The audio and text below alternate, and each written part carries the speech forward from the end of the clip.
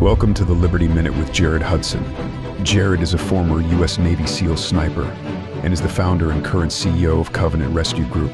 Join in as Jared brings real-world experience and offers a fresh take on the topics that matter most.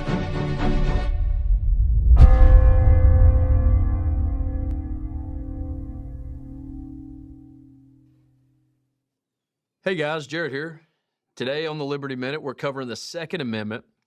But one thing we're doing with the Second Amendment today is there's some recent news, or there's some things going on in the news cycle right now as we talk on December the 12th, 2024, that we're going to tie our Second Amendment to. So if you listen to this later or afterward, if you listen to it after the new year, just so you're aware, we have quite a few things going on in the news cycle that we're going to cover that's tied to our Second Amendment. But as we get into our Second Amendment, that's the Second Amendment on our Bill of Rights in the U.S. Constitution.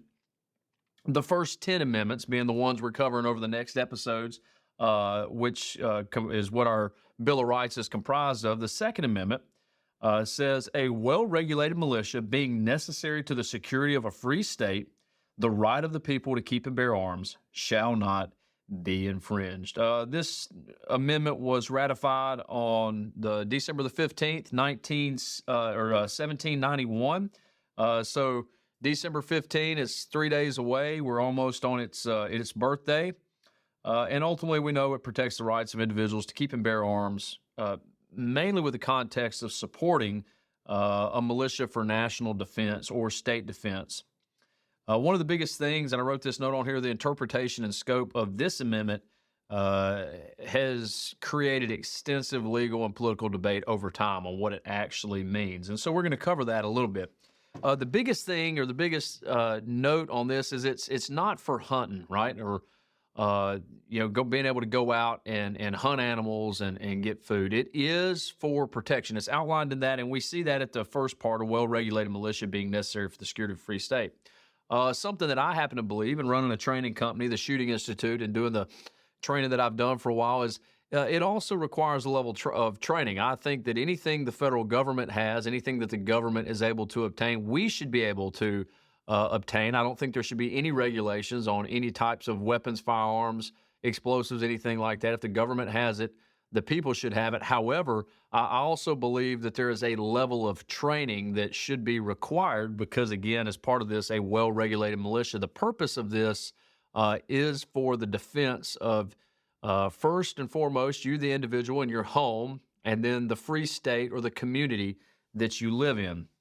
And that is the Second Amendment. Now, recently, we have had an instance where there was a guy who went and he killed the CEO of a healthcare company, and I won't name all the specific names. I'm looking for his name right here that I have written down somewhere. But this young man went and he killed the CEO of this healthcare company, and he did it in response to some things he suffered at the hand of that CEO.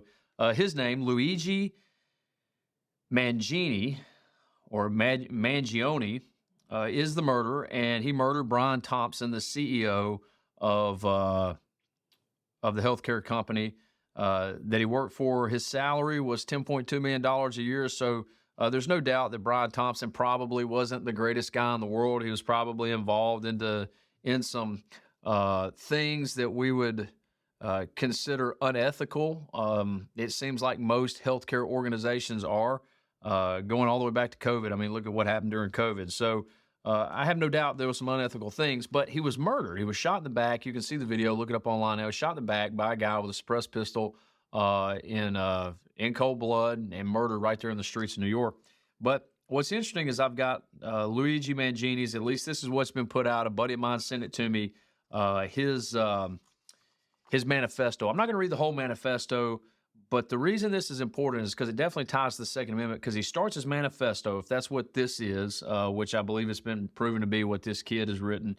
The Second Amendment means I am my own chief executive and commander-in-chief of my own military.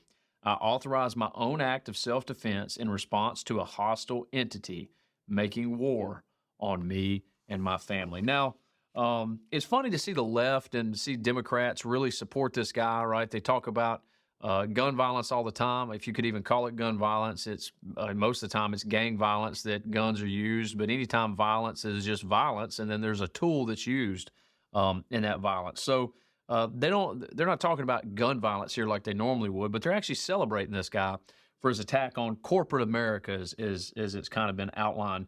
But he says that the Second Amendment means he is his own chief executive. That's not true at all. It says a well-regulated militia being necessary for the security of the free state, the right of the people to keep and bear arms shall not be infringed. It has nothing to do or nothing to say about you being your own chief executive. It is about you being able to protect you and your family from those on the outside who would come in and try to harm you and your family, whether those people be individuals in the society you live in or the government from the society you live in, one of the two. But it has nothing to do with you being your own chief executive. Now, I understand his heart in writing this. He says if anybody is making an act of war, or a hostile entity is making an act of war on me and my family, and that's one thing. But just the way he starts this off, the Second Amendment doesn't mean that. It doesn't mean you're your own chief executive. As a matter of fact, as a Christian man, I belong to God in the person of Jesus Christ. So I am bought and paid for by the blood of my Savior. So I'm not my own chief executive. With that being said, I do have the right, the God-ordained right, to defend myself and my family against all enemies that would try to, as he put it, wage war on us. He goes into talking about, and I won't read about it, won't read all through it, but he goes into talking about Nelson Mandela, Martin Luther King, Gandhi, and he says that that's who they tell us our heroes are. These are our revolutionaries. Yet is that not capitalistic? Nonviolence keeps the system working at full speed ahead. Now, there is some truth to that. The pen is mightier than the sword only as long as the sword is willing to back the pen. Violence changes things. Violence changed the world in the person of Jesus Christ. It took Jesus dying on the cross for our sins so that we could be delivered of sin and death. And not just dying, but raising again on the third day. There's a reason we go to war. I think Winston Churchill's the one who said you can't negotiate with a tiger while your head's in its mouth.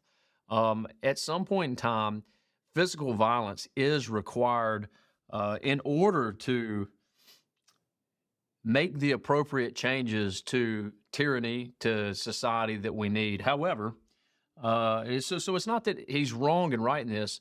However, the implementation of what he did is what I believe is wrong and incorrect. So what did it get us? Look in the mirror. They want us to be nonviolent so that they can grow off the fat, or so that they can grow fat off the blood that they take from us. Now, this is, again, this young man's writings.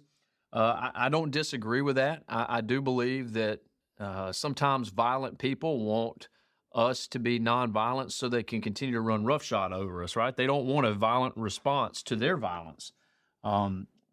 However, the implementation that he had in the process totally negates what he even said at the start about the Second Amendment. And that also is not true.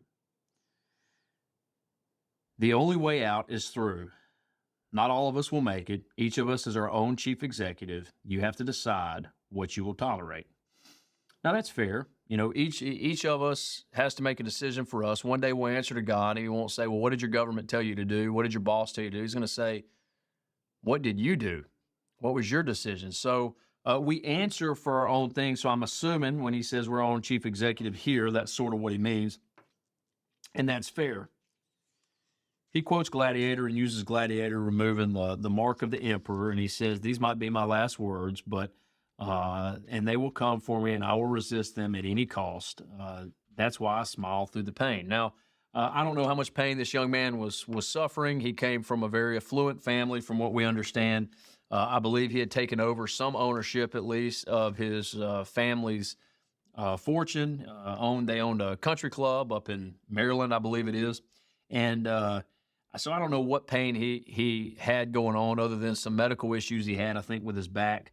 But he talks here now about his mother. His mother going through neuropathy that she was diagnosed with when she was 41 years old, and how it got worse and worse, and how he watched his mother suffer. He listened to his mother suffer, and how at some point in time, the insurance companies started to deny payment to his mother. Again, I'm not going to name the insurance company. Y'all can look it up in the news. It's all prominent right now. But his biggest problem was corporations make billions of dollars off the pain and suffering, death, and anguish cries in the night of millions of Americans. They entered into agreement with this healthcare company, and this healthcare company didn't honor the agreement, but changed the agreement on their own behalf. I don't disagree with any of this, and I don't know if this story is true, if his mother really suffered this, but it is terrible.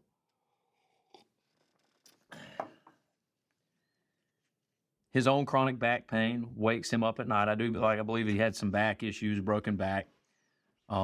He buys his time, saving the last of my strength to strike my final blows. All extractors must be forced to swallow the bitter pain they deal out to millions. So now he's going from self-issues, self-suffering to, the perceived suffering of others, which no doubt does exist. I don't know how familiar he is with it. Again, he goes back to this chief executive thing. As a chief executive, it's our obligation to make our own lives better. There is somewhat of an aspect of truth to that, I guess. But sometimes we can't make our lives better. Oswald Chambers said, if God's given you a bitter cup, drink it and tell God thank you. If God's given you a sweet cup, drink it and tell God thank you. The specifics of your life are almost irrelevant, especially when you're rooted in the person of Jesus Christ, or rooted in God, ultimately in the person of Jesus Christ. So I'm not a completely sold on, as our own chief executives, it's our obligation to make our lives better. It's our obligation to do the job that God has given us to do. First and foremost, we must seek to improve our own circumstances and defend ourselves. And as we do so, our actions have ripple effects that can improve the lives of others. There's truth to that, right? We are called to defend ourselves, and what we do can also positively or negatively impact others. I see that as a husband and a father. Rules exist between two individuals in a network that covers the entire earth. Some of these rules are written down. Some of these rules emerge from natural respect between two individuals, and some of the rules are defined in physical laws, like the properties of gravity, magnetism, or the potential energy that's stored in chemical bonds. No single document better encompasses the belief that all people are equal in fundamental worth and moral status, and the frameworks for fostering collective well-being than the U.S. Constitution. Now, that's very, very interesting to hear him say that, right? The U.S. Constitution encompasses this belief that all people are equal and that we have certain God-ordained rights, and that's what we're covering right now. Second Amendment, the right for self-defense, essentially being one of them. Writing a rule down makes it into law. He says he doesn't care about the law. The law means nothing.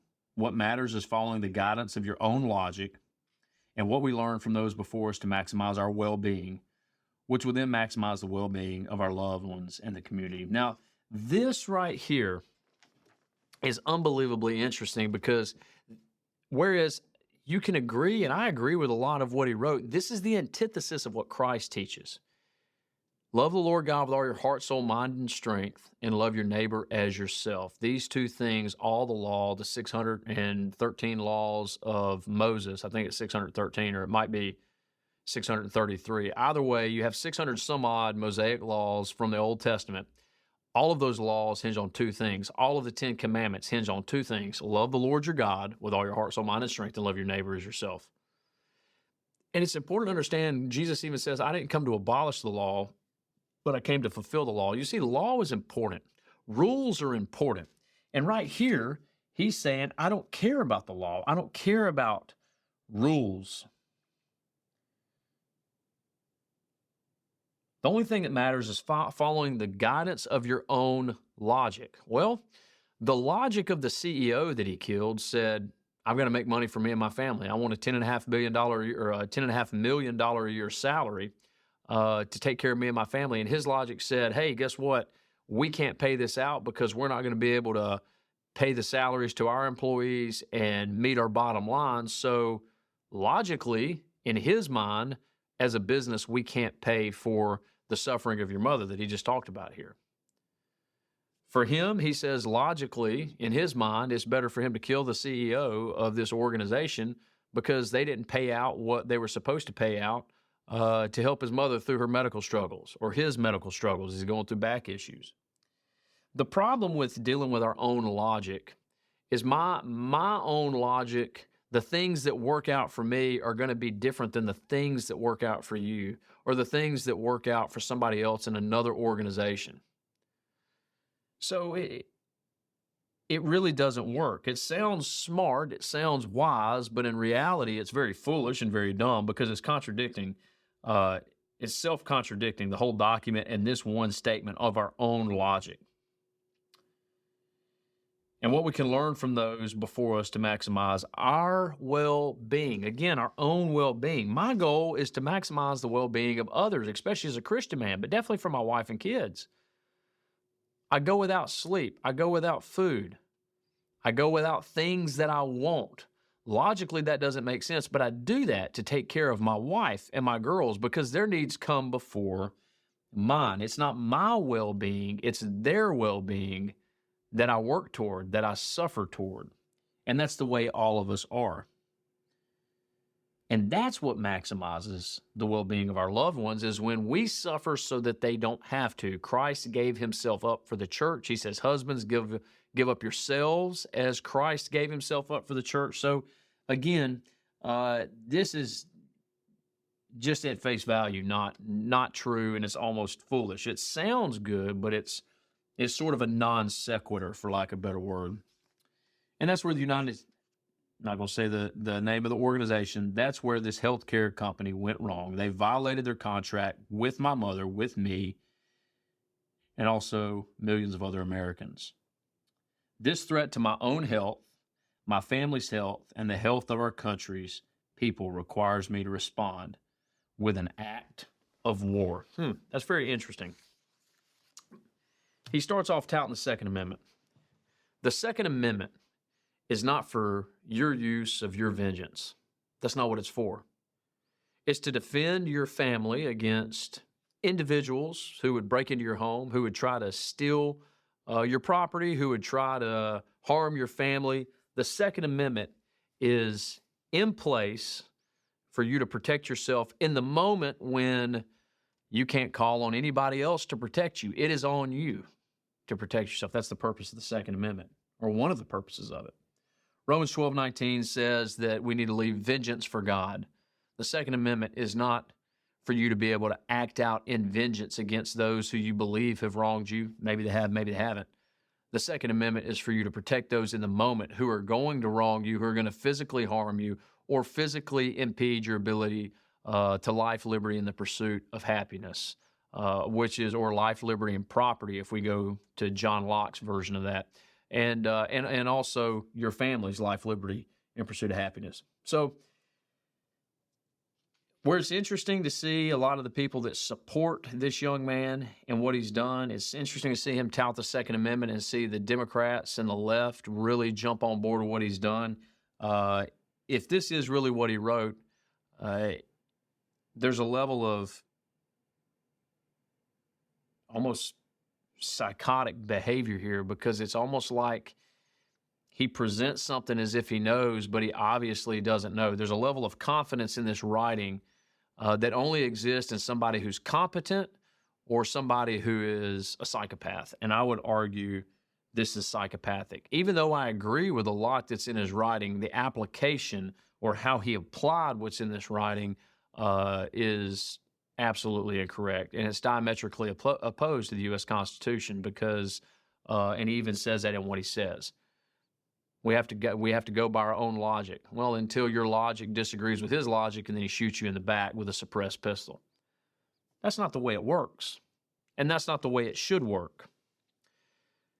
Going to the next thing, Daniel Penny. This will be much shorter. Daniel Penny who didn't come from a rich family, a well-off family. I think he was only worth he's only worth now about $100,000. He was just acquitted of all the charges that he faced after accidentally killing a guy on a subway in New York it might be almost 2 years ago now. He's been in the courts and going through trial and all this. Well, he was just acquitted of everything because he was charged by, again, a Democrat district attorney, the same people who were screaming the praises of this guy who shoots a healthcare CEO in the back in cold blood. These same people were trying to prosecute Daniel Penny, a former Marine, who accidentally killed somebody, who was claiming that he was going to kill everybody on the subway. So he held him and he detained him, and he wound up choking him out and killing the guy. He was just acquitted. Praise the Lord, he was acquitted. Good for him. I'm glad he got his day in court, won his legal battle. I don't know what he suffered through and what he's gone through, but this is where the Second Amendment is vitally important. It is outlining your right to protect yourself and others around you, your community, against individuals who would cause you harm. And this individual was actively on a subway screaming to the top of his lungs, I'm going to kill everybody, I'm going to hurt everybody. That's what happened in this case. Daniel Penny detained him. He didn't even purposely kill him. And in him detaining this crazy person, I think it was a homeless guy, the homeless guy winds up dying. And they try to go after Daniel Penny. So that is the purpose of the Second Amendment. It outlines Daniel Penny's right to protect himself. He didn't have a gun. You can't have guns in New York City. He did it with his hands. And yet they try him, and they try to put him in jail for murder over that. So we got one guy kills the CEO of a healthcare organization in cold blood. A bunch of people jump on his crazy train, and he starts off with his manifesto touting the Second Amendment as part of why he did what he did and how the Second Amendment outlines his right to be his own chief executive, and it's his logic that is the right thing. That's not the way it works, folks. That's not the purpose behind the Second Amendment. All of these things that have happened recently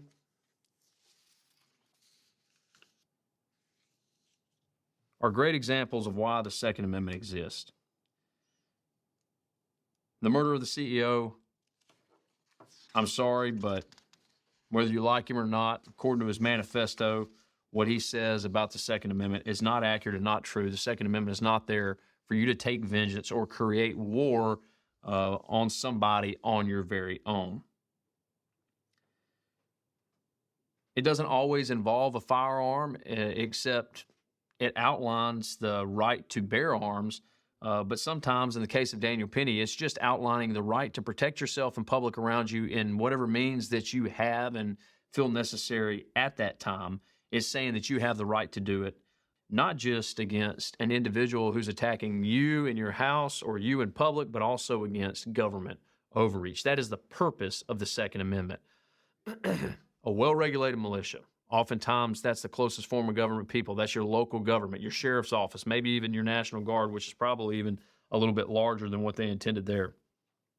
But an advocate on your behalf between you and the government, that well-regulated militia, good training. They understand how to use firearms and tactics, and then also how to appeal to those government authorities to say, hey, look, there needs to be a peaceful resolution, as the sheriff in Ruby Ridge did.